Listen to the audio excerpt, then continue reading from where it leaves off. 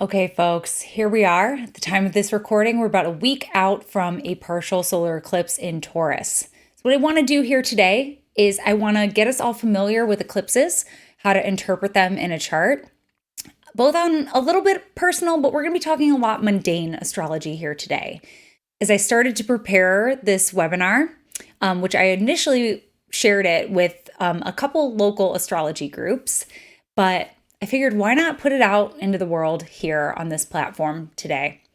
And so what we're going to be looking at is eclipses, primarily the eclipses of 2022 and the ones that are all occurring in this Taurus-Scorpio polarity axis. So if we have time, we'll take a peek at the ones early next year that conclude this mini-series. But yeah, we're going to be talking eclipses today. We're going to be taking a look at some mundane astrology and how to use eclipses as cursors to delineate what's happening on the world stage. So let's get into it.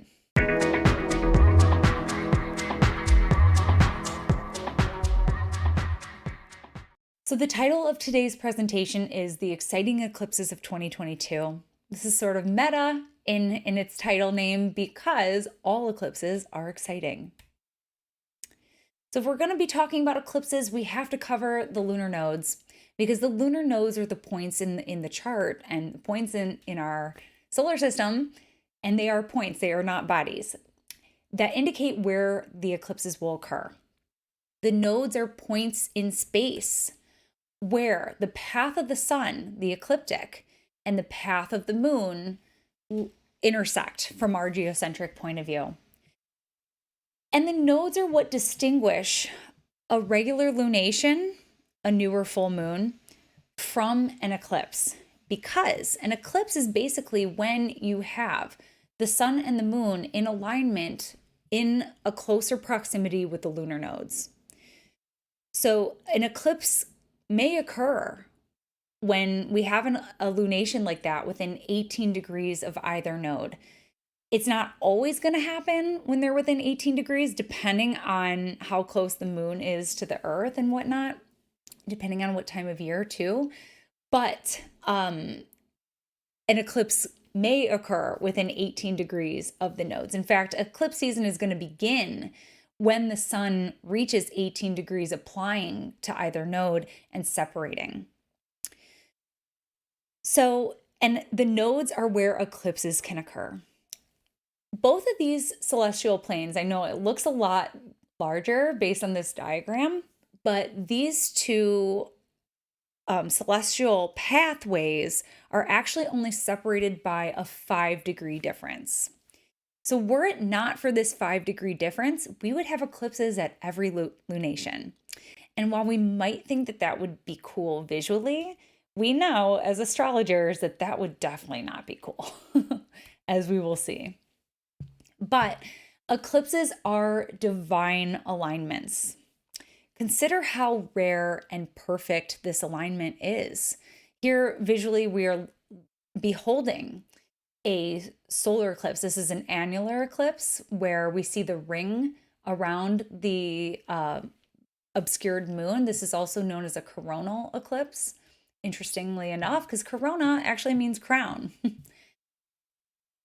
But consider how rare and perfect and special this alignment must be, because for us as inhabitants of Earth, this is actually quite unique.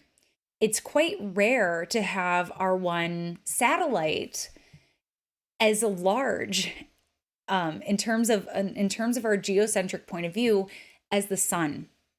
Thinking about Jupiter and how massive Jupiter is, and all those teeny tiny moons. There's more than 80 of those moons. But for us on Earth, our moon is actually proportionally so much larger in comparison to the host, which is Earth, than many of the other planets in the solar system. The only other qualifier might be Pluto, but as the IAU decided, Pluto is not checking all the boxes. So anyways, it's very special, and I think also very auspicious that from our geocentric point of view, the sun and the moon seem to be the same size. And this is great because we tend to think about the sun as more the masculine or diurnal or yang principles. And we tend to think of the moon as more yin or feminine or receptive principles. And because we live on a dualistic plane where everything has a pole, everything has a north and south pole to it, it's quite interesting to me on a spiritual level that human beings perceive these two primal archetypes as the same size, which is fascinating. Now, consider mathematically the divine architecture behind this. I mean, it's when you frame an eclipse in that way, it inspires awe in your being. And if you have seen one, then you know exactly what I'm talking about. So if you have seen a total solar eclipse, you know. And if you don't know, then definitely put it on your bucket list because witnessing a total solar eclipse is life-changing. Now let's also take a moment and consider what an eclipse meant to the ancients. Think about if you were an ancient person and you had no idea an eclipse was coming. So today we know when the eclipses are coming because we have computer programs, we have ephemerides, we track cycles. And if you don't do all that, well, then the news is going to tell you. So we as human beings know when an eclipse is happening. But consider what it meant to an ancient person, where all of a sudden in the middle of the day, you're plowing the field and the sun goes black. Imagine what that meant to someone. It was considered a bad omen. You know, the sun is the bringer of life. Without the sun, nothing would grow. We'd all freeze. So imagine what that meant. And eclipses, they don't last more than a few minutes usually. At least solar eclipses don't. But in those few minutes, can you just imagine how slow that time was moving? And it was common for ancient people to think that the gods were angry or it was a bad omen, or the sun very often represents the leader who's in charge. So if the sun is getting taken out, it was an omen that there would be shifts in power as well. But if you get to witness an eclipse, luckily, when we have the knowledge that it's happening, it's not as scary. It's not as life-threatening. It feels like we're communing with something magnificent, something profound, and something supreme. It's quite magical. So eclipses are portals, and the lunar nodes are portals as well. And if you want to learn a little bit more about those, check out the webinar I did for Stormy Grace's YouTube Academy, where we did a deep dive on the lunar nodes. But the lunar nodes and the eclipses work hand in hand to bring about consciousness. They're like these portals into alternate realms of some sort where the hands of the divine are able to enter and help facilitate important shifts and perspectives in our lives. So this works, of course, on an individual level, but it also works on a collective world soul level where I feel like during eclipse season, the world goes nuts. And I think it's a way for the hands of the divine to help assist humanity wherever we feel stuck or stubborn, to help us sort of move some of these larger obstacles, or to also help illuminate and intensify certain topics that we are supposed to face collectively. Like, that's something that you'll notice during eclipse season, is that certain issues are heightened and there's a little bit more like hype around them, like a sense of urgency around them. So it's as if the eclipses illuminate something in a way that feels fated. It feels almost eerie. It feels urgent. There's something that we're supposed to draw our attention to in order to evolve or change or make some big breakthroughs or developments in that way. And this is pretty amazing because if we think about the sun and how the sun is affiliated with spirit and the moon is associated with the body, the temporary experience that we have of being ensouled in this experience. It's as if the moon is really about actualization and form. So it's like we have this intersection of spirit, the sun, body, the moon, but also these hands of fate. So it's as if the hands of fate are sort of helping to shift our consciousness here manifest on Earth. So eclipses and the lunar nodes, as they work hand in hand, we often think about the lunar nodes as being karmic points. So again, eclipses are very often seen in the same way, that there's something destined, there's something fateful. And when we hear those words, we hear more emphasis on grand design, what's written in the stars, over our own free will. And that's the general consensus, is that eclipses sort of make life happen. But it's up to us how we respond, and it's up to us how we digest and integrate the information or the lessons that are coming in. So yeah, I like to think about it too as how sometimes we as human beings, we get stuck or we get stubborn, and the eclipses will kind of say, nope, it's time to move on. Again, I like to call them cosmic course correctors, because they help us to get on track with things that, we want to hold on and we want to stay in what's familiar, but we're done growing spiritually. So the universe is like, nope, you got to come over here. There's people you got to meet. There's things you have to do. So we're going to help you get there.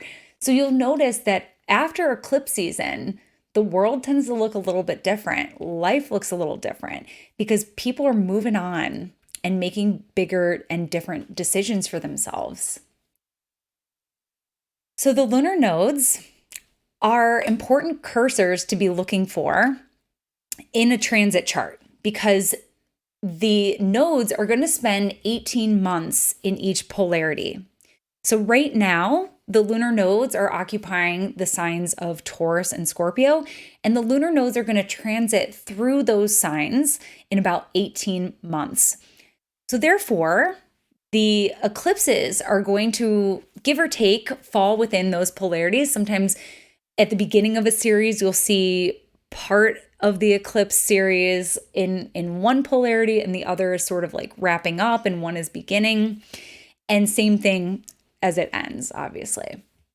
So give or take, we're going to see about a year and a half of eclipses within the same polarity. And the eclipses are going to intensify these themes. The North Node overall is going to be sort of generating energy. There's going to be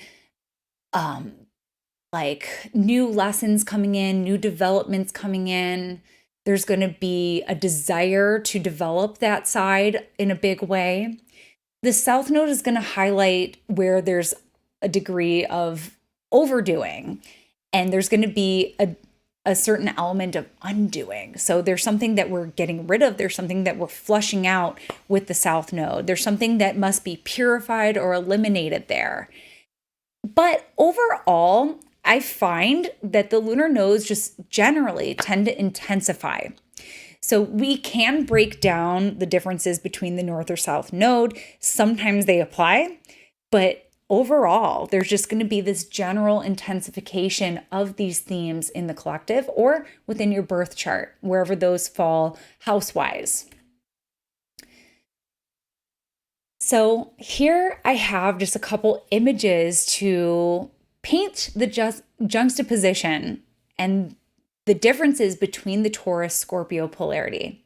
So here we have a flower, a plush, beautiful, deliciously smelling, pleasing on the eyes flower. Taurus is ruled by Venus. So right now we have our North Node in Taurus and we have our South Node in Scorpio. So these are going to be the themes that we are working with for the next 18 months. So Taurus, it's an earth sign. It's about getting grounded. It's ruled by Venus. It's beautiful. It's luxurious. It's plush.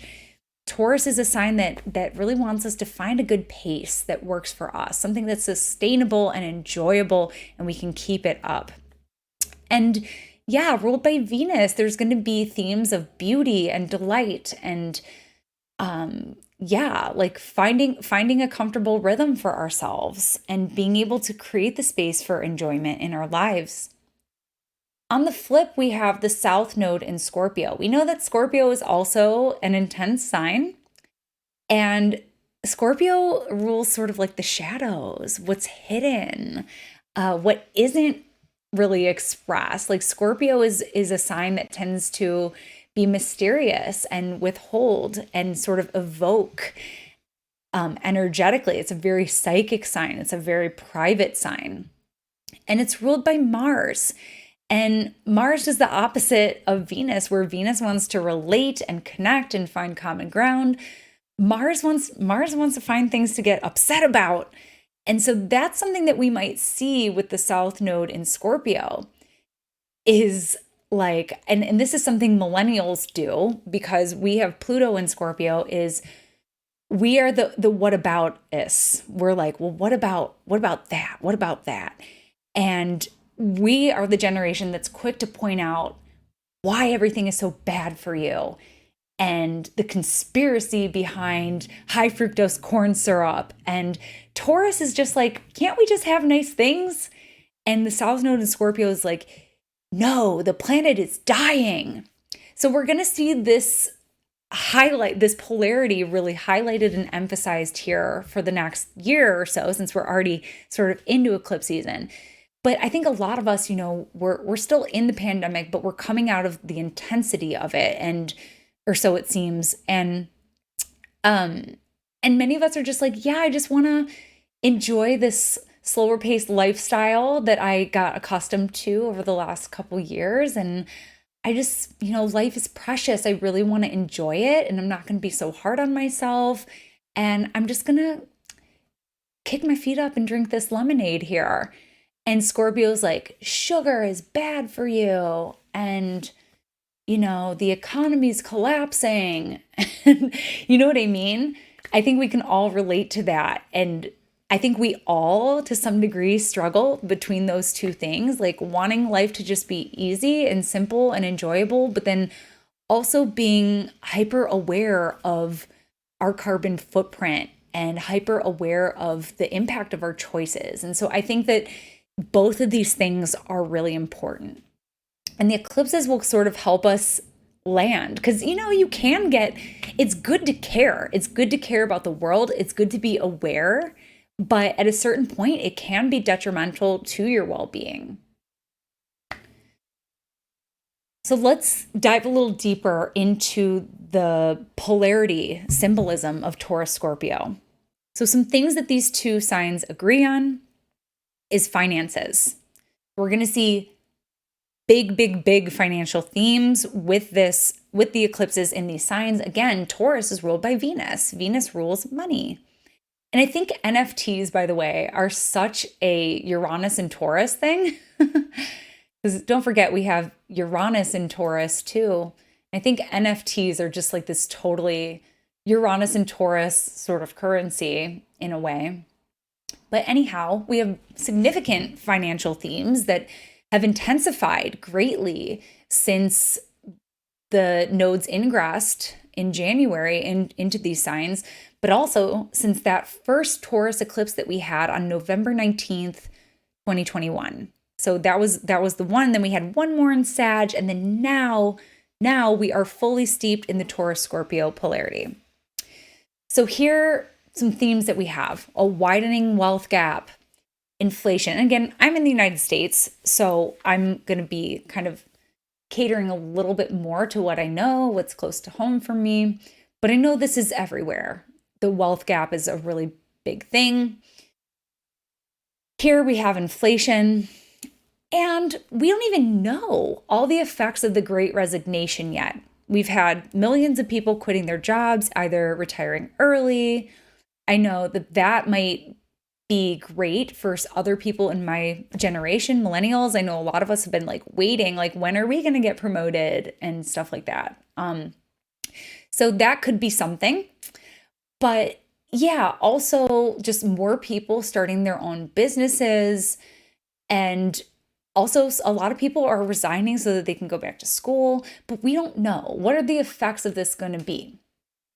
what are the effects of the whole pandemic on our economy going to be in the near future? We also have cryptocurrency is a big one. And as I mentioned, NFTs. Another big theme is resources. So Taurus is going to rule resources, and also Scorpio. Both of these signs are incredibly resourceful. So we are going to have themes around labor and work. We're going to have themes of supply shortages. That's a really big one. Supply shortages. And is there a workaround for that? And maybe some of it is just, again, that North Node in Taurus, taking things a little bit slower. Maybe the Scorpio energy really encourages us to reduce, reuse, recycle. Is there a way that we can repurpose this? Is there a way that we can hold off on buying a new item to replace this one? So there's a big theme about upcycling. Is there a way that I could fix this myself? There's a lot of concern about the earth and the general well-being of the earth. So Scorpio might say, hey, let's compost. And Taurus is all about getting our hands in the dirt and just like grounding in that way. We do have a major recycling crisis going on right now. And yeah, interestingly, today I was at the grocery store, and I usually bring my own bags, but every once in a while I'm like, yeah, I'm going to get some plastic ones for my garbage cans in my house. And she told me today that starting tomorrow, and this is a pretty big grocery store by me, that they're going to stop with the plastic bags. And I was kind of surprised by that, but also really happy, really excited about that, because we do have a major, major crisis going on right now with our environment and global warming. So I suspect that this will become a bigger deal during this eclipse miniseries. Pace of life. This is one that we already sort of touched on, but the pandemic really encouraged us all to slow down and cut out that toxic grind culture. I mean, come on. So many of us are just enjoying a slower pace, and that's something that the North Node in Taurus really wants us to do. But speaking toward that South Node in Scorpio and the concept of trauma and endurance, and Scorpio is a sign that keeps going. And it's really once we take a moment to slow things down that we start to heal. So taking on a slower pace is a way that we can bounce back. When we're processing grief, when we're processing trauma, it's not healthy to put too much on your plate, because actually you're burning more energy processing it all. So the way that we work is going to change. And also being present and being grounded and being embodied, like stepping into those pleasure practices of the body, whether it's, enjoying an ice cream cone or relaxing on the couch or something even a little more fun, if you catch my drift, But there's practices about getting into the body that can be so healing for us right now. So embodiment practices, pleasure, and joy, these are things that the North Node in Taurus is going to continue to encourage. Slow it down. Color a picture. The weight of impending ecological doom, that's going to be a big one. And as I mentioned on the previous slide, finding the balance of simplicity and complexity, that's going to be something that we are asked to find the right balance with for ourselves, but also collectively. A lot of people have been just going with what's easy, with what makes them more money for their company. And change is hard.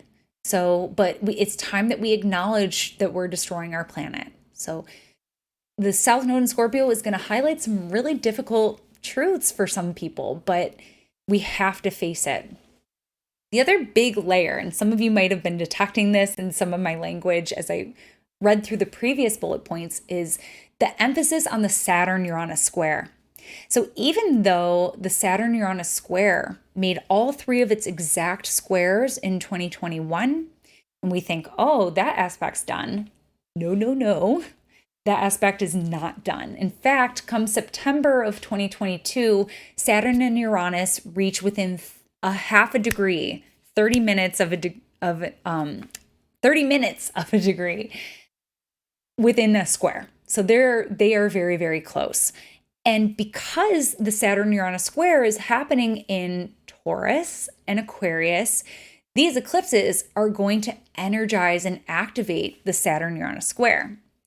So actually, there's an old astrological technique where if you want to understand when a larger aspect like the Saturn-Uranus square is going to become the biggest deal, you look and see when and which eclipses are going to energize that aspect the most.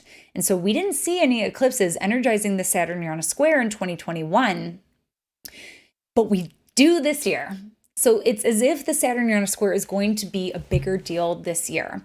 And I recently gave a lecture for NCGR about the Saturn-Uranus square and its association with workers' rights and the evolutionary journey of workers in the world, and creating more freedom and better structures for us as workers, but also technology. And those things go hand in hand, actually, because the better the technology gets, the less backbreaking our work becomes. So here we are at the Saturn-Uranus square, where we have people unionizing at Amazon, where we have, I think there was an Apple union actually earlier this year, where nurses are going on strike and advocating for better wages. This year really started off with all kinds of workers striking. We had the John Deere, we had Nabisco, Kellogg's, just everyone was striking. I think we're going to see more of that this year, especially as the eclipses energize it. But also with this aspect ruling technology and creating more ease with that North Node in Taurus, the self-driving technology is getting pretty amazing.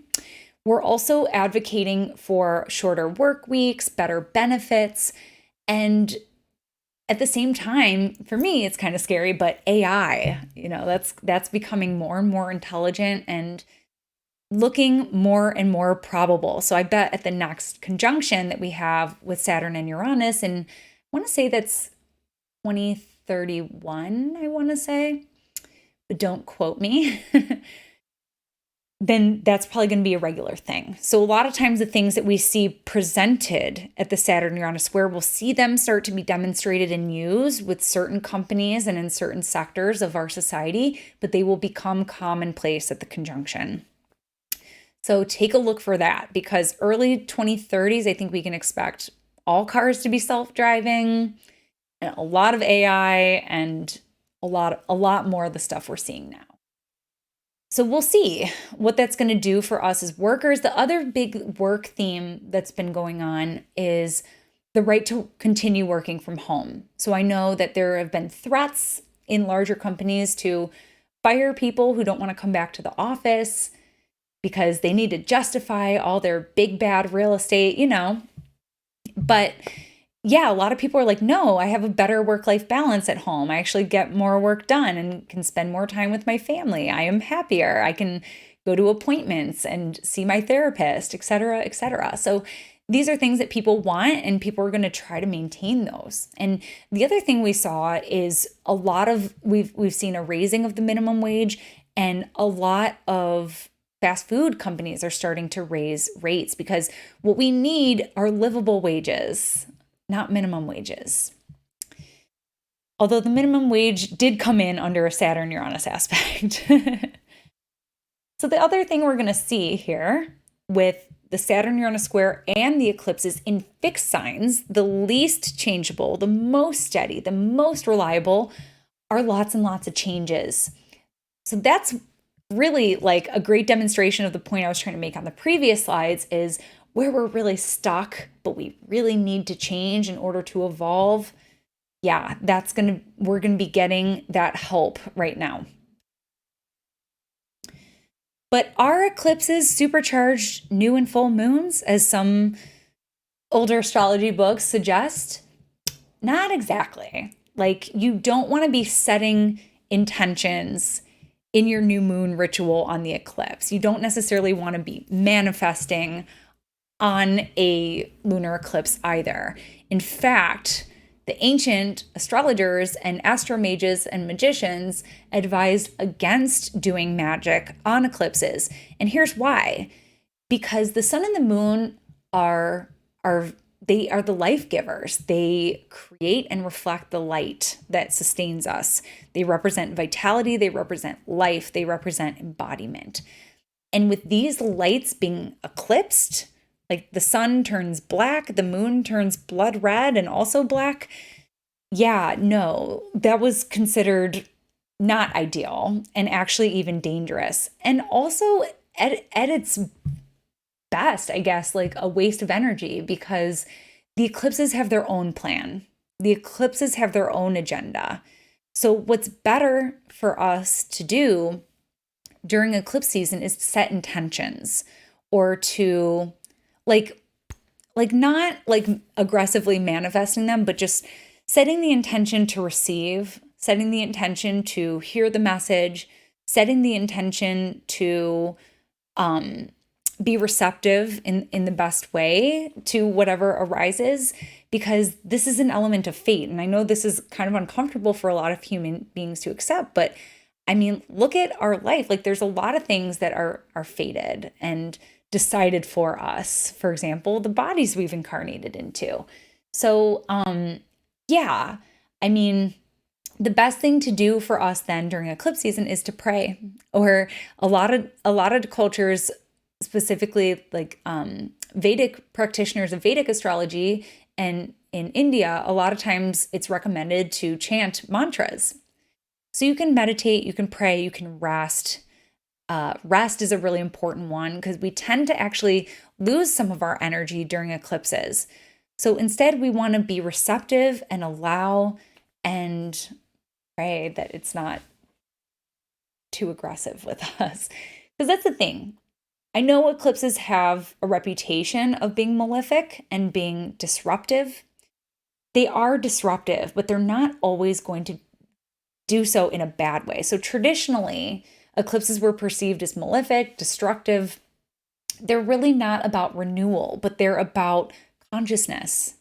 They're about stirring the pot. They are cosmic course correctors. There's, we're working in tandem with the divine, with the hands of the divine. That said, eclipses can be disruptive.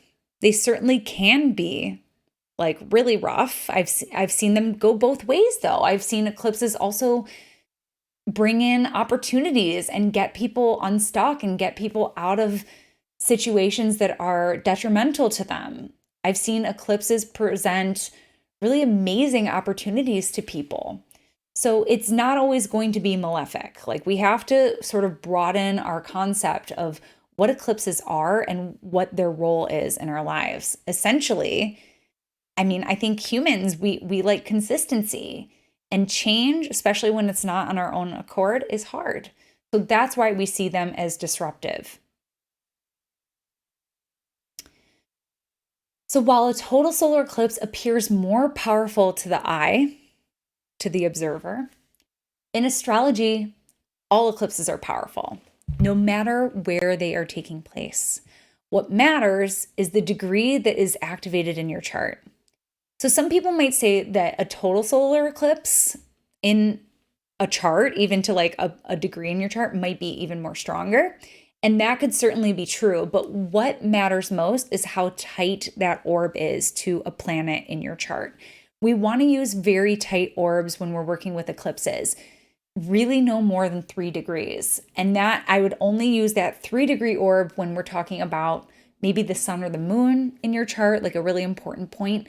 Otherwise, you really want to use 2 degrees, 2-degree orbs, no more, because yeah, like these are really rare events and really special events.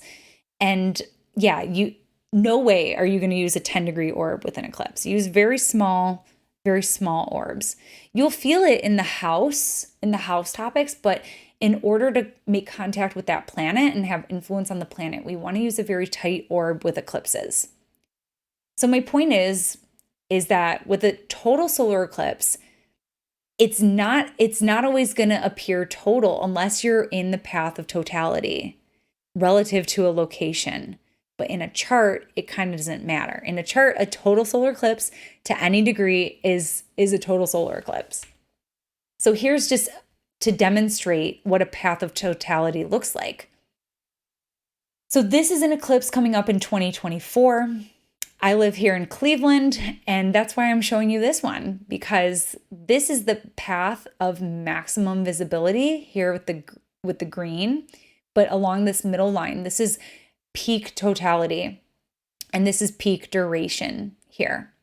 So I'm looking forward to that, hoping it's not cloudy in April in 2 years. But if you are within these other two lines, these other two bands, and this will scoop down into Texas and Mexico and scoop across New England and into Maine. So if you are within these two lines, then that eclipse will appear total. However, if you are outside, it will appear partial. And if you get far enough away from it, you won't see it at all. So eclipses, solar eclipses, are going to be more impactful visually if you're able to see it. But it doesn't matter. The location doesn't matter in a chart. We've already kind of covered this, but what happens during eclipse season? Tensions in the world arise, stress arises, it feels more intense. Fated events occur. You might oscillate between feeling exhausted or energized. Our immunity can temporarily be weakened. So that's why you want to rest, because there's gonna feel like there's extra stress and changes are going to be coming in. So you want to keep a little bit of extra space in your schedule to accommodate for those changes. You could have weird and vivid dreams. The world goes nuts. Emotions intensify. And look for the signs. Like if you know that eclipse is going to be happening in your fourth house, pay attention to what is developing in the family or with your home or with a property. If you know that eclipse is going to be happening in your eighth house and someone starts talking to you about refinancing, that might be a clue. That might be important to pay attention to. So look for signs. Because the eclipses will sometimes be event related, but not always. Sometimes it's about seeing something in a different way. Because that's what the lunar eclipse does. It's sort of, and well, the solar eclipse too, is that it shifts our perspective. The normal and the steady becomes disrupted. So there's something that is going to shift in the way that we perceive something. We're going to get 2 eclipse seasons per year. Eclipse season occurs every 5.5 months. So sometimes we'll get 3 eclipse seasons in a year, but that's only when they are occurring in the Cancer Capricorn polarity will we get 3 eclipse seasons in a year. But usually it is 2. Usually we're going to see 1 lunar and 1 solar eclipse each. Sometimes a 3rd eclipse is going to occur, and usually then that middle eclipse is going to be the total one. Maybe a little bit more intense. The eclipse season is always going to begin, as I mentioned at the beginning, when the sun applies to the north or south node within 18 degrees. Some astrologers are going to round it to the bookending lunations. So for example, as I mentioned at the beginning, we are leading up to a solar eclipse in Taurus. So many people would say, oh, well, eclipse season began at the previous full moon, the full moon in Libra. But it actually began a few days later, because it's when that sun, again, reaches that 18 degrees distance from the node. That's when an eclipse can occur. So the sun is already like sort of charging up for it, and we're feeling it too.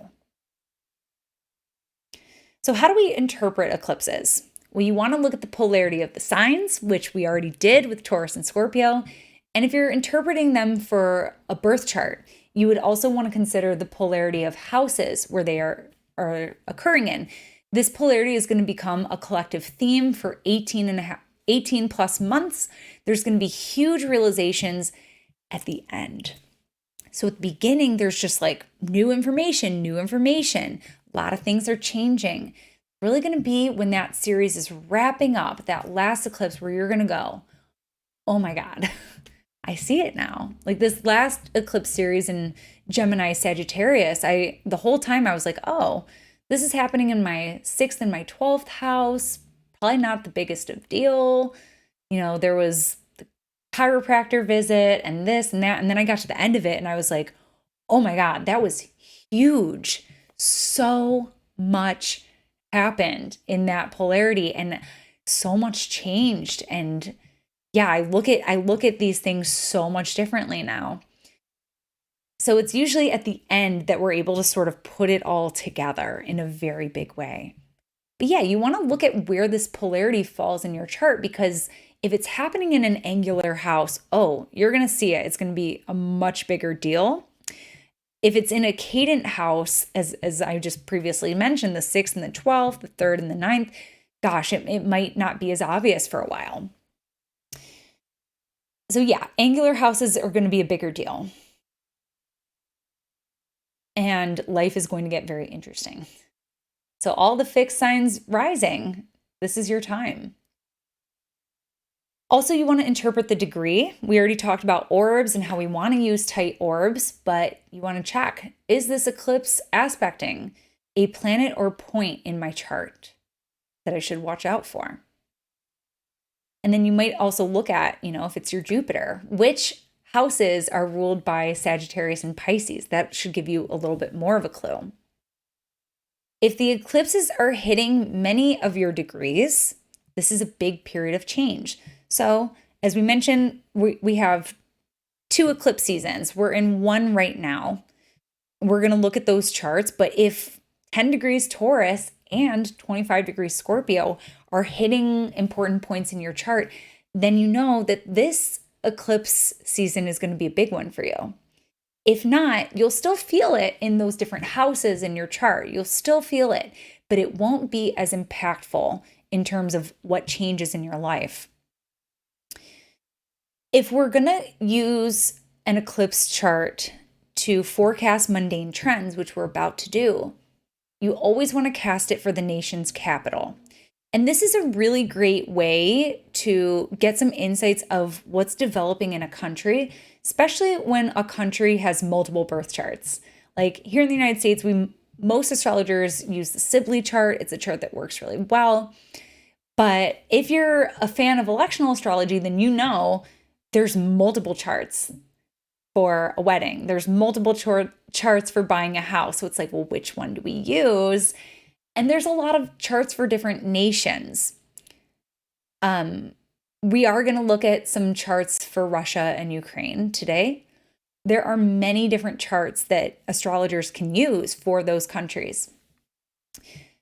So if you're not sure which one to use, you can always cast an eclipse chart for that nation's capital, and that will give you some information. How do we time eclipses? So a lot of people, I have to remind people this a lot in my client work, because people, a lot of times they hear the date that the eclipse is going to fall on and think, oh, something's going to occur on that day. And that's not true. That is not true. The timing of eclipses it follows this weird nonlinear realm of astrology that many astrologers are familiar with. If you work with perfections, if you work with progressions and the weird worlds of symbolic time, well, eclipses just, they don't necessarily follow a specific roadmap. The degree that an eclipse can occur at will remain sensitive for a longer period of time.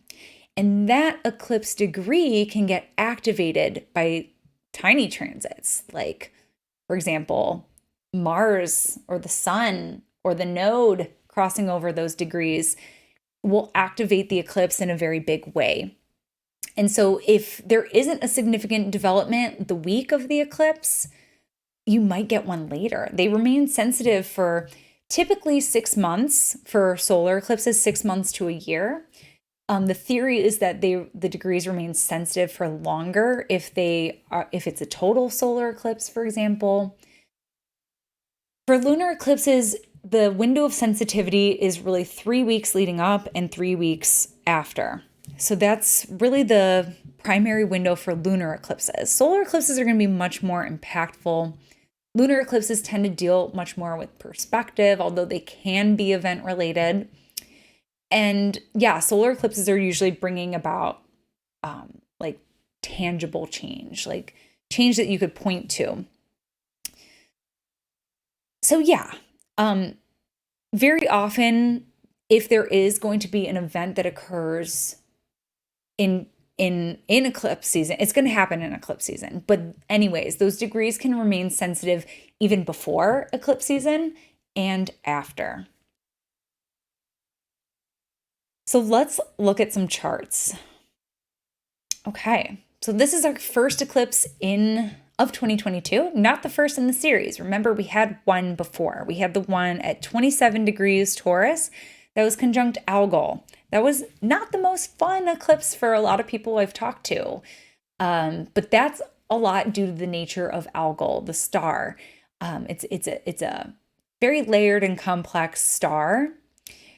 But yeah, let's talk about this chart though, because this eclipse, out of all the charts we're going to look at, is the most benign looking.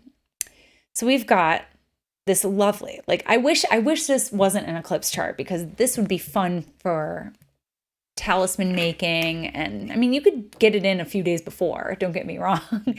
But this chart in particular, yeah, there's a lot of juiciness in this chart. So this I've cast for Washington, D.C. Again, I'm in the United States. So I'm looking at where I live.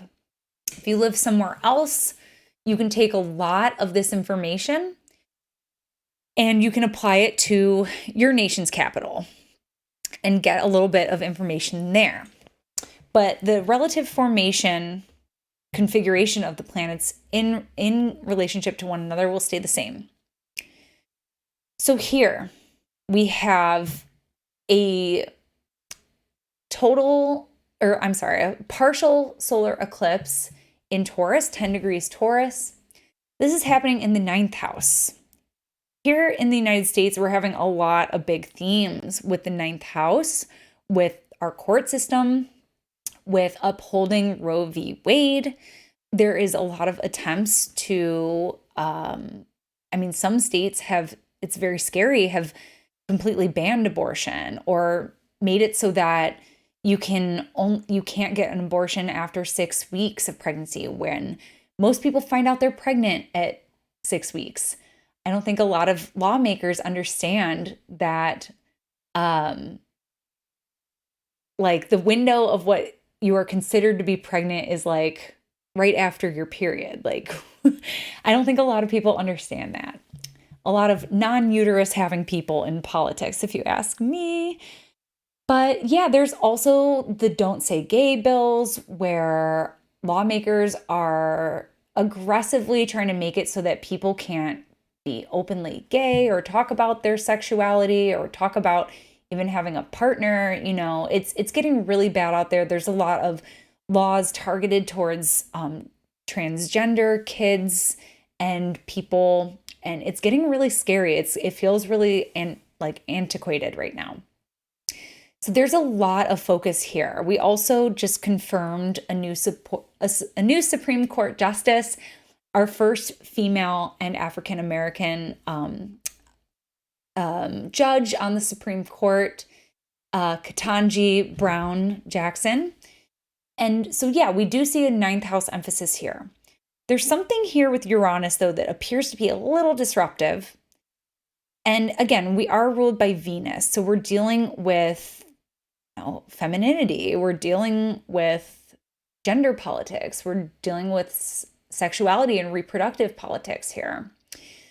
And yeah, I mean, if you look at our Aries ingress chart, it's real scary in the 9th house. So yeah, we're probably going to see some themes here. There's also talk, largely from the Democratic side, about creating more Supreme Court justice seats. So that's a possibility here too. But yeah, that's something that we definitely want to look out for.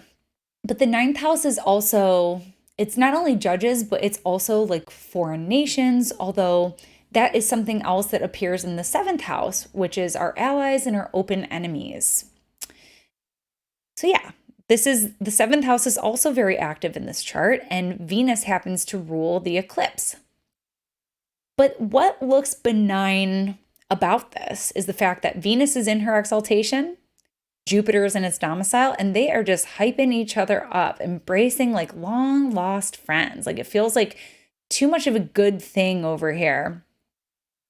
And so one thing that actually comes to mind for me is inflation and something to do with finances. And when we think about Jupiter, Jupiter is a planet that expands, especially in the fertile sign of Pisces. Like it feels like there's just too much of a good thing here. Like the price Venus is inflating Jupiter exponentially. And what is going to be corrected about that? Something with this eclipse might do something of that nature. But otherwise, this chart is very interesting. We have Pluto stationing the day before. And again, we're in our Pluto return right now. And our Pluto return is happening in our second house. So big financial themes here.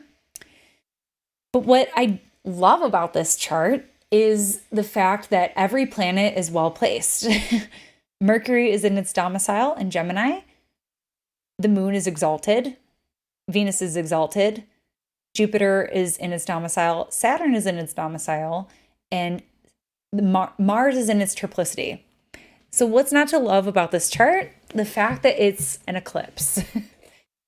That is the thing that makes it stand out and strange.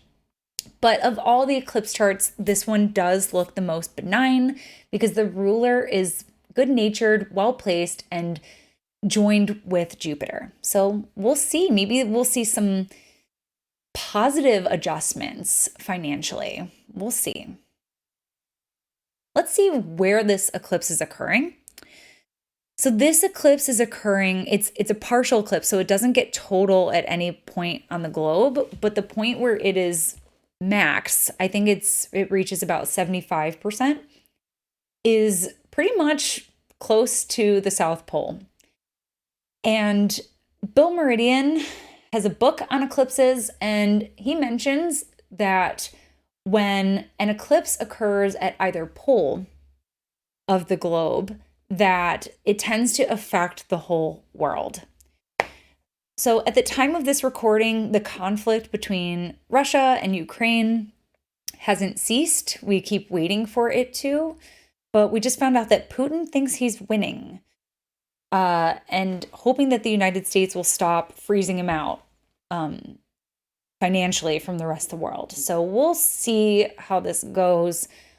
It's quite devastating. I feel awful for the people who've been displaced and lost and been injured. And gosh, we're so fortunate here where I live, where I haven't seen that on my own soil. I cannot imagine. So hopefully we'll see some sort of positive development on that front here soon. But I have more information to share on that. So yeah, this eclipse is going to affect the whole world.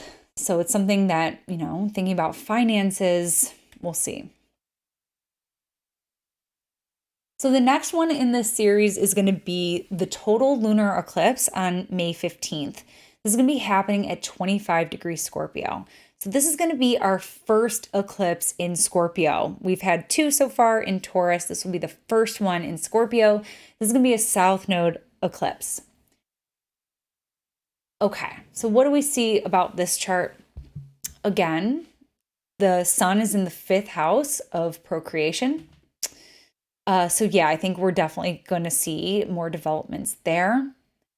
And also, what's very interesting about this chart is that this is the first eclipse that's going to really bring in that Saturn-Uranus square. Again, in the previous one we looked at, the sun was conjunct Uranus. So we can expect maybe some extra layer of excitement there, an extra layer of unpredictability, as both of these planets or both of these celestial phenomenon share those elements. So Uranus, we get upheavals, disruptions, freedom. People want freedom with Uranus. And same thing with eclipses. It's disruptive. It's unpredictable to some degree. We don't know ultimately what's going to happen.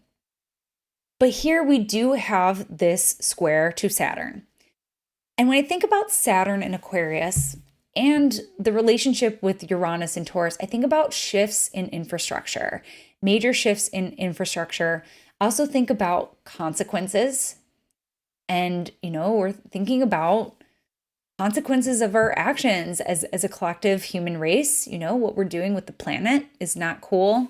We got to make some changes. And I know most people want that to happen. It's just that these corporations need to help lead the way so that we can shift our infrastructure around it.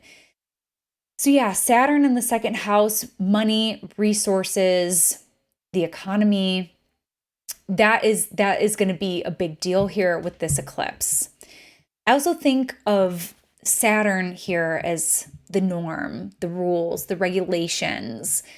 And yeah, I think a lot about work. I think work is going to be like a really big theme, like workers' rights is going to be a really big theme.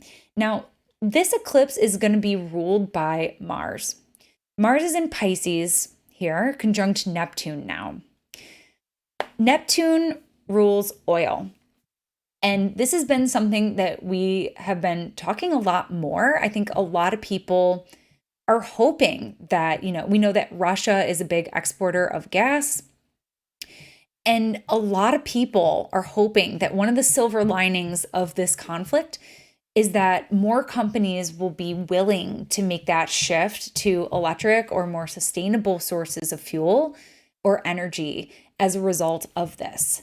So I'm really hoping that might be, because Moon in Scorpio, this lunar eclipse in Scorpio says, hey, like maybe there's a better way that we could resource this, or maybe we could dig a little deeper. There's something about Scorpio that has a willingness to look deep within, and it can, these are fixed signs. They are a little bit more stubborn to change, but once we have a good reason to, once we have the proof and the know-how, like we can do it. So yeah, I think that this eclipse is really going to highlight that, especially with the ruler conjunct Neptune, which rules oil. But yeah, I think there will be also with Neptune ruling deception, there's probably going to be a lot of people desperately holding on. Like I live in a progressive part of Ohio. I live in Cleveland. It's definitely more progressive. But oh boy, some of the political commercials I see while I'm sipping coffee in the morning are like, don't believe the free energy agenda. It's just trying to steal money out of your wallet. Like these people trying to get elected to Congress, and they're all about maintaining like the coal and oil industry. And it's really archaic and it's really sad. But that Neptunian sort of delusion there could definitely be a part of that. So here we have the 11th house is highlighted here in this chart for us. So we might see themes with legislature. So we're gearing up for our midterm elections. So the 11th house is going to represent the legislative branch in American politics. So yeah, we might see some interesting themes there. Like I know right now, people are trying to expel Marjorie Taylor Greene from holding public office because she's an insurrectionist. So there's going to be something there, maybe, with the different political parties there. Being very polarized, indeed. So where will this one be visible? This one will mostly be visible in the United States and South and Central America. So if you can see the moon on this day, on May 15th, then you will be able to see it.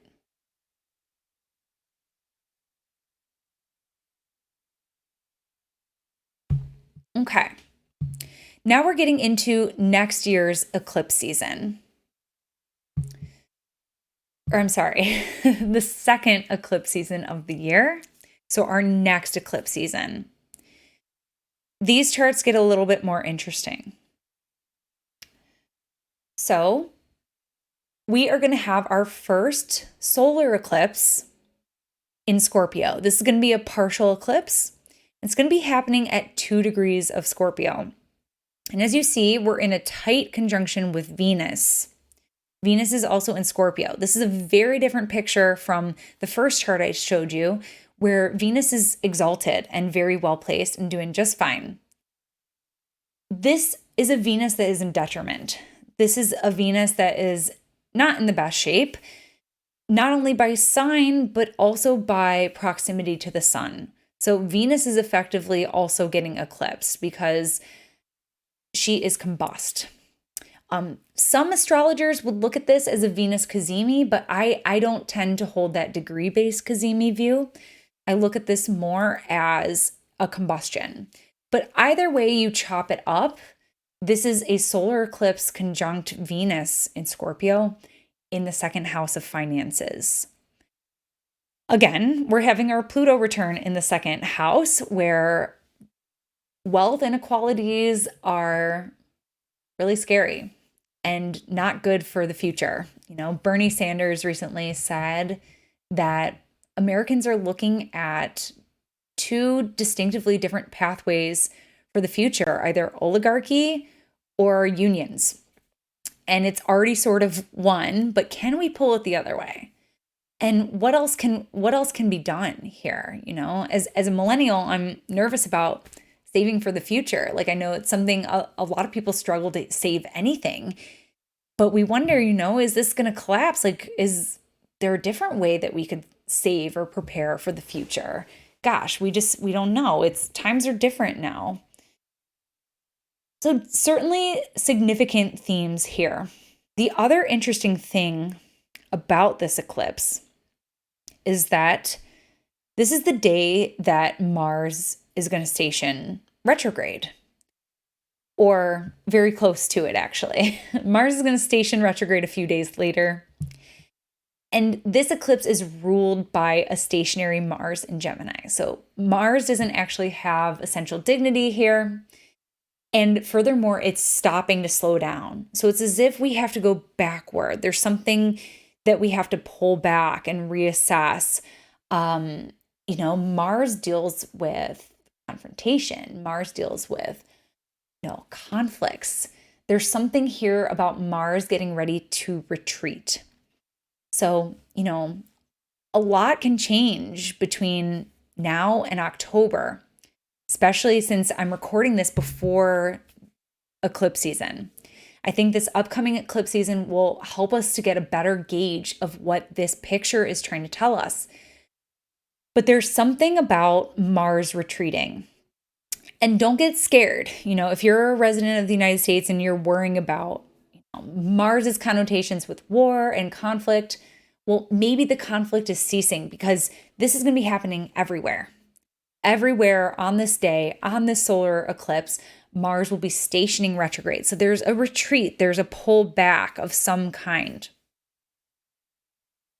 What's interesting about this chart also is the fact that Pluto is exactly conjunct the IC when we cast this for Washington, D.C. So again, with us being in our Pluto return, this is shortly after Pluto has stationed direct. So Pluto has stationed retrograde just before our first eclipse season of the year, and now it has just stationed direct at the beginning of October. So this is still a very slow and commanding Pluto, holding its ground here on the IC at the root and the foundation of the chart. There's something that needs to be unearthed. There's something that needs to be looked at. There's something that needs to come up. You know, Pluto is the excavation. Like, let's bring all of our uglies out of the closet and face it, you know? Like, and so this is something that we're doing as a nation. There's going to be something pretty big that comes out of this, and it's going to be financially related, I would imagine, or resources. Maybe this is something about shifting infrastructure, because again, look at this stationary Saturn. So Saturn is preparing to station direct here. So there's something really sobering about a Saturn station.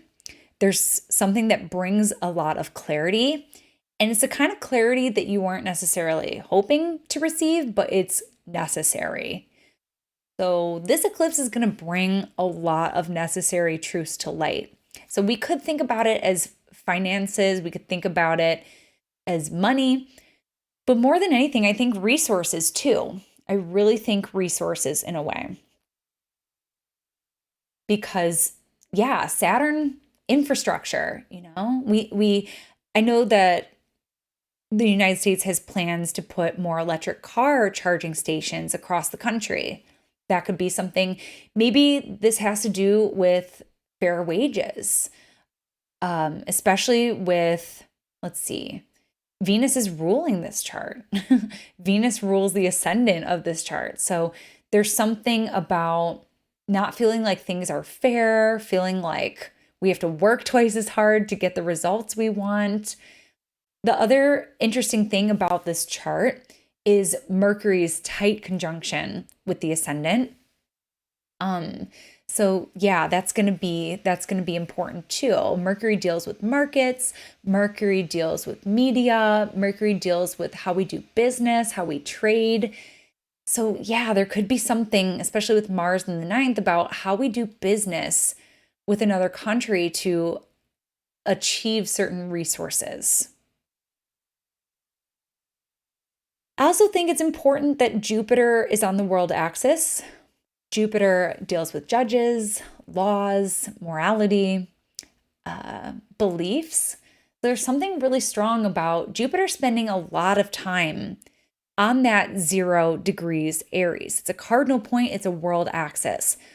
And it's not making a Ptolemaic aspect to the eclipse, but it isn't in conjunction. So I'm wondering if there's something there that will become important. But let's see where this eclipse is occurring.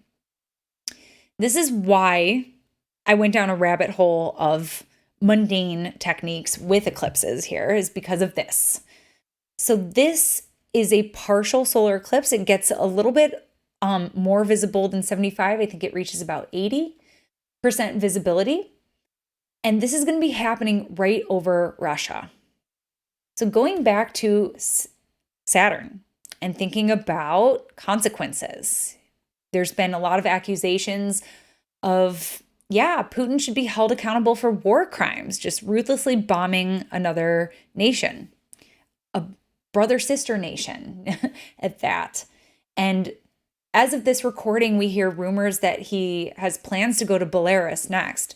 So this ninth house Mars ruling this solar eclipse is questionable, but it looks like there's some sort of retreat. So what could be happening at this point? Is the fire going to finally cease, or maybe it ceases before that? Hopefully.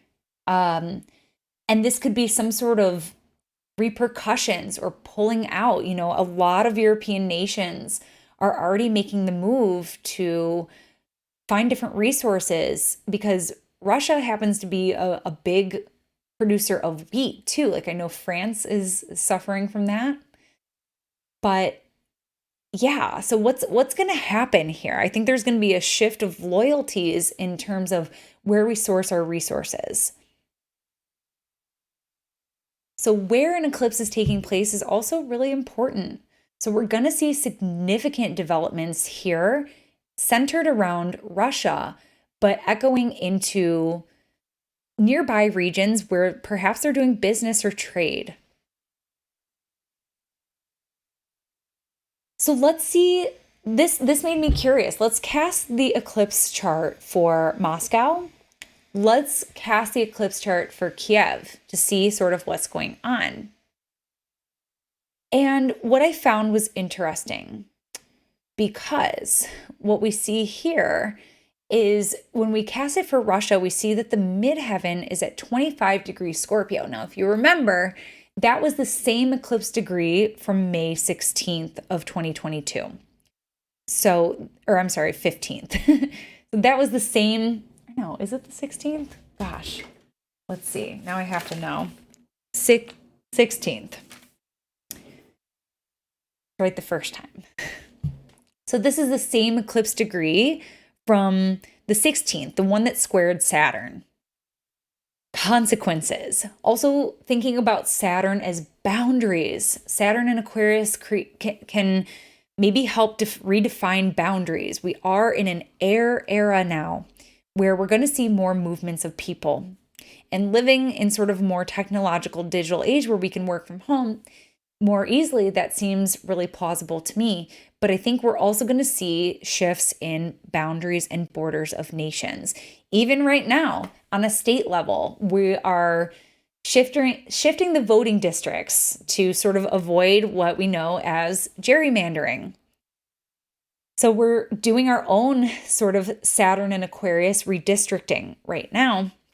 And I think we could probably see that on a national and global level, especially after this conflict sort of dies down a little bit here.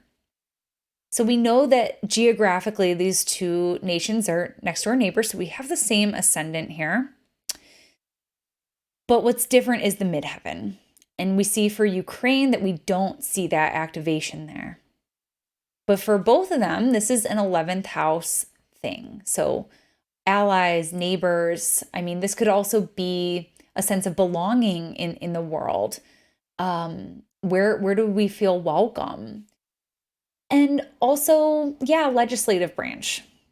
Same thing we saw in our 25-degree Scorpio eclipse chart. Here is a chart that we can use for Russia. This is one of the founding charts of Russia. So it's not the most popular chart that astrologers are necessarily using, but it's one of the charts that we can use.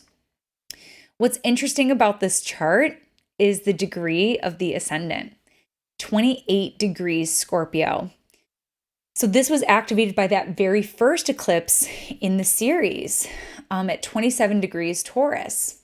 So here we see that eclipse is sort of set all this in motion. It was following that November eclipse in 2021 that all of this stuff started to intensify. I find it fascinating that the unification of Russia occurred on a Saturn cazimi in Libra. I think that is really fitting, just as like a little side note. Very Saturnian.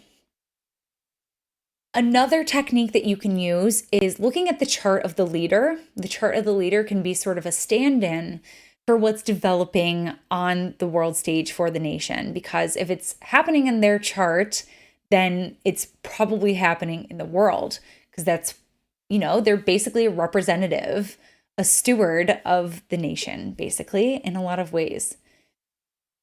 So Vladimir Putin has what we consider dirty data, a D rating, if you will. So we can't take this chart whole face. We kind of have to use a lot of discernment when we're looking at it. But the thing that I will take and that I do like about it is that this eclipse, or his rising, is 3 degrees Scorpio. We also see Venus at 11 degrees Scorpio, so that really answers to that 10-degree eclipse that we're seeing on April 30th. We also will see this ascendant degree, if we're allowing ourselves to use this chart, as the same degree that eclipse is occurring, that partial solar eclipse in Scorpio.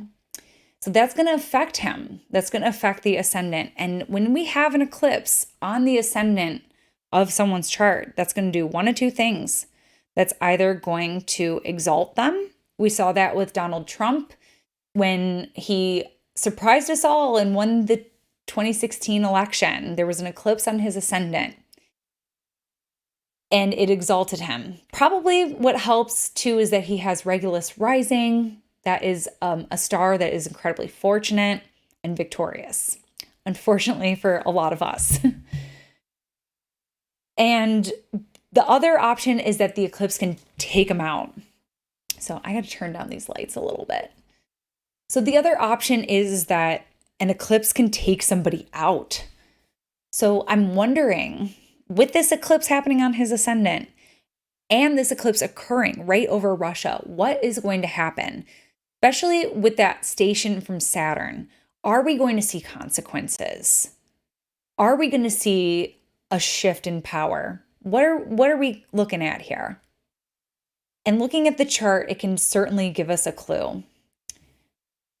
The other reason I like this chart, and this might be why, if this chart was sort of rectified this way, is Pluto is on the midheaven. And yeah, it's very wide. It's not at all close to that 25 degree, but it's happening in his 10th house, or square his 10th house placements nonetheless. Another thing we can look at is a prenatal eclipse. This is very, very interesting to me.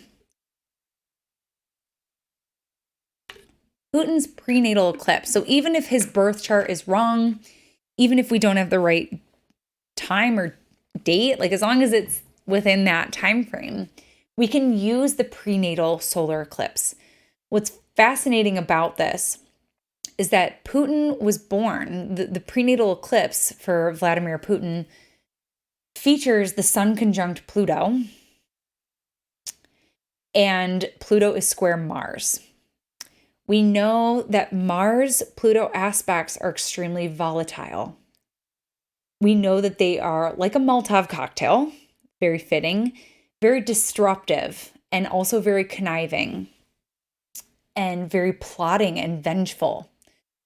So that's not very nice. But the one thing that also stands out to me here is the degree of this prenatal eclipse, which is relative to Donald Trump's ascendant. So I think that could be one reason why Putin sort of gravitated toward Trump and thought that it would be beneficial for him. And yeah, a lot of people are convinced, and more data starts coming out, that Putin and Russia sort of influenced the United States election of 2016 in order to put sort of this dummy into office and make the West look like a joke. So we might find more out about this as the year progresses and as these eclipses continue to bring things to light in a different way. Okay. So an interesting thing you can do, this is really obscure, but you can progress the prenatal eclipse. And right now, Putin's prenatal eclipse progressed places Mercury on that Mars, which is then energizing that eclipse. So that's one way that eclipses can have a longer range of sensitivity, is when it's our prenatal eclipse. That point is going to remain sensitive in our chart. So that Mercury is going to spend 2 more years activating that eclipse, that prenatal eclipse. Interestingly, his astrocartography lines, that Mars and where's that Pluto? Let's see. Where Pluto? Okay. Can't find Pluto. Okay, Pluto's over there. Well, Mars goes right through Moscow. And interestingly, the Mars-Uranus lines connect right here at the border of Ukraine and Russia. So that was very standout to me.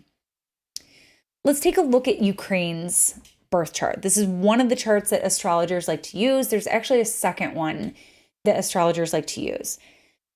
But I'll tell you what I like about this one.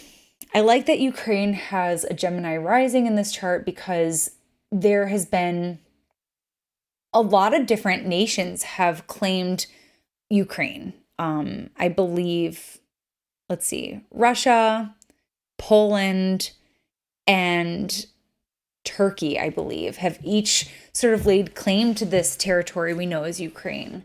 So Gemini is sort of, and they also had like this. This is the chart of their first independence. So I kind of like that. I kind of like that there's a Gemini rising there. But what's interesting is that the ruler of the chart is Mercury in Capricorn at 7 degrees Capricorn.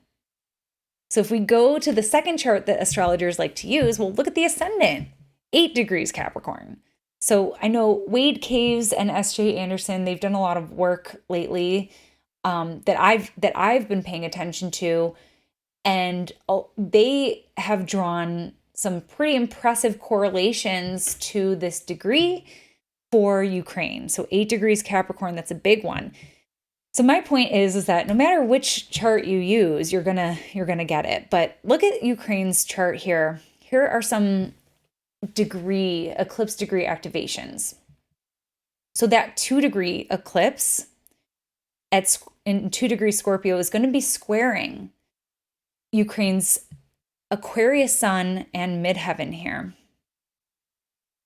That 10-degree eclipse in Taurus is going to be squaring Saturn at 11 degrees. So Saturn also, we think about Saturn, we think about boundaries, we think about structure, we think about, how things are run and the borders of the nation. Furthermore, Venus stationing retrograde in this birth chart at 28 degrees Aquarius, that's when that first eclipse at 27 degrees Taurus activated this. Using this other chart that we have for Ukraine from 1991, our second independence chart for them, we see a similar representation of degrees. Venus at 28 Leo, Mercury at 26 Leo, even Jupiter at 25. So we're going to see 2 different eclipses activating this trifecta over here. Also, Saturn, again, early degree Aquarius. That's being activated here at this October 25th eclipse. So yeah, big stuff, very big stuff. And, we might even allow that 3-degree orb for this moon here. The moon is the people in any nation's chart. And that eclipse will be, that eclipse is going to square that moon. And lastly, we have the midheaven. Midheaven at 13 degrees Scorpio. That might well be within range of our 10-degree eclipse, but we're also going to see one at 15 in early 2023. And actually, I think, it's 16. We're going to see one at 16 degrees here, the next eclipse chart that we look at. So Zelensky's chart is lighting up too. And this is another reason why I liked the Gemini rising chart for Ukraine, is because Zelensky has a Gemini rising chart as well. But if you look at the fixed placements in his chart, we also see major activations. So we're going to see an eclipse at 16 degrees of the fixed signs. We're going to see that here. We're going to see that 2-degree eclipse on October 25th really light up his Venus-Sun conjunction. And the 2-degree one also is going to light up this Mars. So lots and lots of eclipse activations in both Zelensky's and Putin's chart. There's going to be some very significant developments here. And also Saturn at 28 Leo, that one has already been activated by that November eclipse, which was activated by an eclipse trigger at the end of February when, there was a full moon. There was a full moon in Leo at the end of February that activated that 27-degree eclipse. So that full moon was at 29 degrees Leo. So here again, we're seeing this degree of his Saturn that's Putin's prenatal eclipse degree there. And that's Donald Trump's ascendant. And we know that Trump was already messing with Zelensky before all of this. And that eclipse really encouraged him to step into his power and lead in a very big way. So that was a really big wake up for him. That was a really big call to action. Own your power, stand your ground, all of that, lead. And we've seen him do that. So that eclipse really energized that Saturn for him. Interestingly, Zelensky's prenatal eclipse also features a Mars-Pluto square. It's a little wider, so not as intense as Putin's, but that it certainly seems ominous in a way. So very, very interesting. And if we progress his prenatal eclipse, we see that the ascendant is activating that Saturn at 27 degrees Leo right now, and it will be for about another year. Our last eclipse of the year is going to occur, like I said, at 16 degrees of Taurus. We're looking at the moon. This is a lunar eclipse. We want to look at the moon. Look how tight that conjunction is with Uranus. Even tighter than the one that we are seeing here on April 30th with a 4-degree difference with Uranus.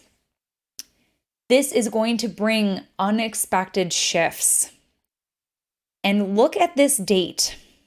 This is the midterm elections in the United States. So this is one that we want to really be paying attention to.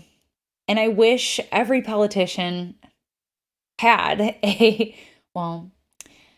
I wish certain politicians had astrologers because I think there will be some unexpected victories. I think there will be some unexpected changes in, stakeholders. I think rearranging some of these districts will have a lot to do with that. But there are definitely going to be some surprises. And what I'm reluctant for is that our last presidential election, I hope it didn't set a precedent where anyone could just willy-nilly challenge the election results and just fail to concede. So Uranus brings rebellion, renegade energy, unpredictability. So that could go both ways, where we see some unexpected resistance and just radical behavior on this midterm election as a result of the midterm election. But also we might see some underdogs or I think our politics are swinging just like in more extreme directions. Like we know that. We've definitely seen that on the Republican side. Not so much on the Democratic side yet. So maybe we will. But there's definitely going to be some surprises that day and definitely stress and tension because that's what eclipses create. There's a sense of anxiousness around what's happening here. What are these big changes taking place? As I mentioned a little bit ago, Saturn and Uranus get really, really close in degree to one another in the fall of this year.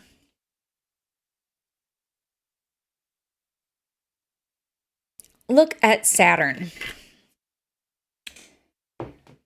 Saturn is tight with that IC in a square to Uranus, in a square to the lunar eclipse. There is going to be some major restructuring here that is taking place.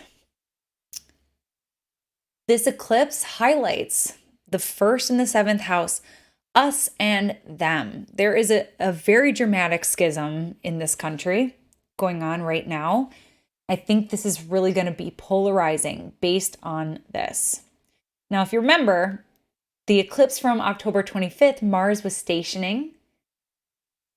And now we see Mars at that same exact degree now moving retrograde. Okay. So we're in Mars retrograde right now. The first to throw the stone will fail.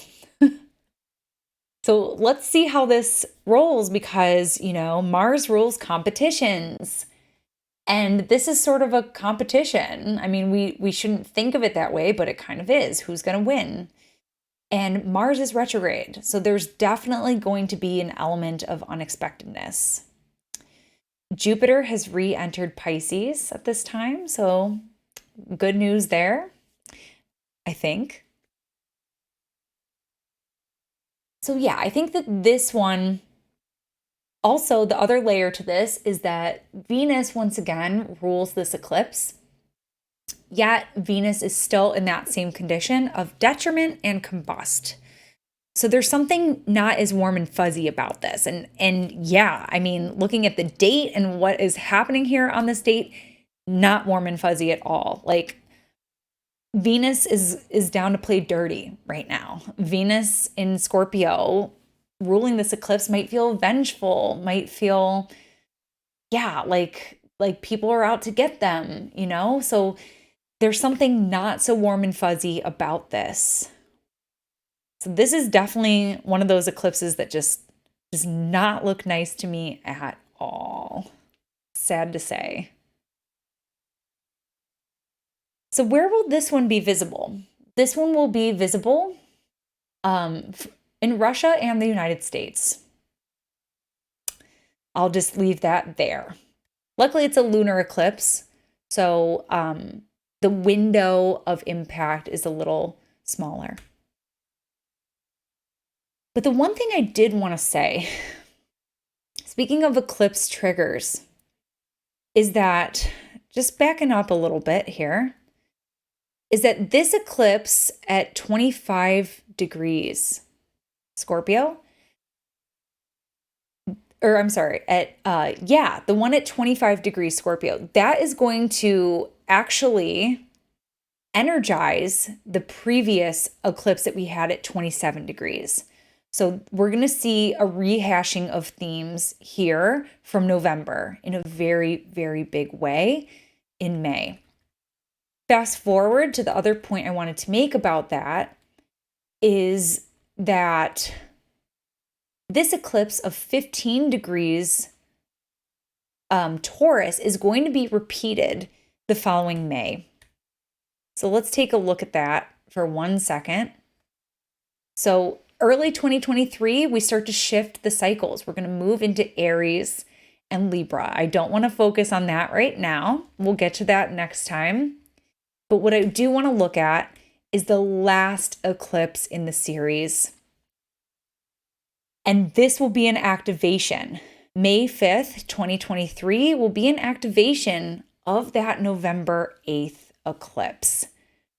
So whatever sort of is left loose or unclear or chaotic or whatever, we might see sort of a conclusion or an intensification of those themes in the early spring when this eclipse activates that. Look at the degree rising of this eclipse, 27 degrees Leo. We've seen that degree a lot in this presentation. We've seen that that's Zelensky's Saturn, that's Putin's prenatal eclipse degree, that is Trump's ascendant, pretty close to it. We've seen this degree a lot. This is also an eclipse degree. We've seen 27, we've seen 25. So this is quite a chart to conclude this 18-month mini-series with. There's going to be a lot of things wrapping up. A lot of the stories that began at the beginning of this series, so November of 2021, are going to be coming to a close at this time. The other fascinating thing about this eclipse mini-series in Taurus and Scorpio is that is going to help chariot us into a new astrological age.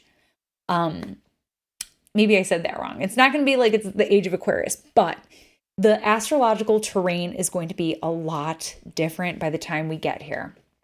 Pluto is in Aquarius and Saturn is in Pisces. So we know that Saturn in Aquarius has been this whole theme of social distancing. Once Saturn enters Pisces, we'll be in a different age. What different things is Pluto and Aquarius going to bring? I mean, gosh, I think technology, I think all the things. Like Pluto and Capricorn has really exposed and made common knowledge, sort of like the underbelly of capitalism.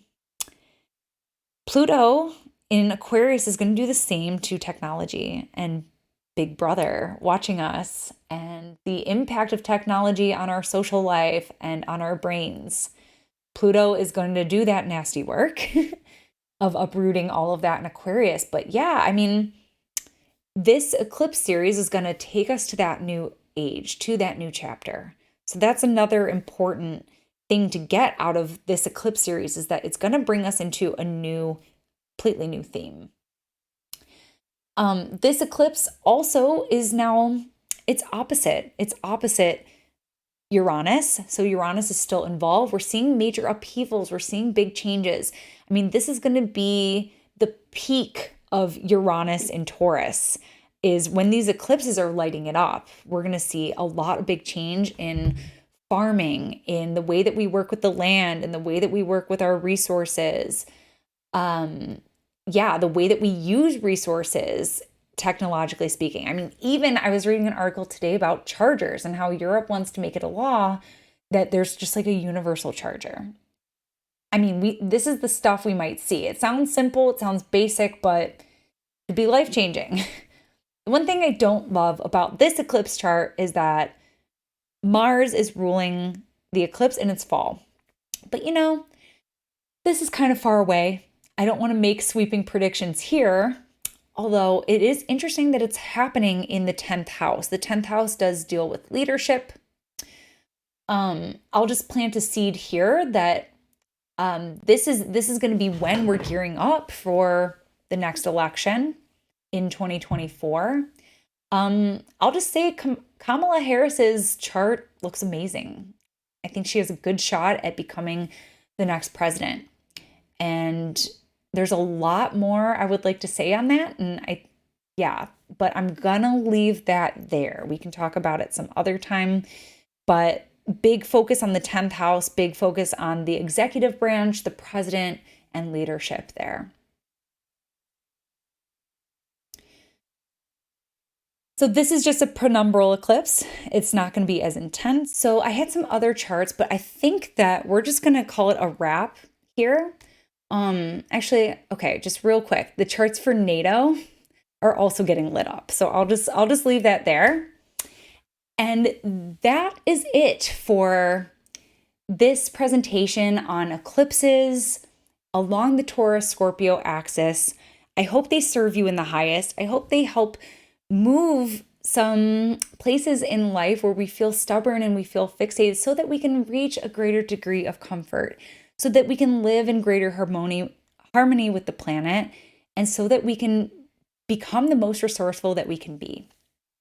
So if you like this presentation, you want to connect with me, you want to study with me, you can find me at katherineurban.com. You can find me on all platforms at AstroKatherine. You can study with me. I'm actually going to be starting a course in the fall, so before that second eclipse season, and we're going to be talking about the foundations of astrology. So if you want a little bit of a recap or a refresher, or you're new to astrology and you want to have a solid foundation beneath your feet, super helpful. We're going to be talking about, we're going to do probably a 12-week course starting in September. So join my mailing list to stay up to date. Got some other offerings here you can check out. I have a book. I've written a book. You can check that out. And I also am doing this fun talisman collaboration with my sister-in-law where we make astrological pendants, which you can then use in your magical workings, but not on eclipse season. So that's it for now. Thanks for tuning in with me, and may these eclipses be good to you. Bye.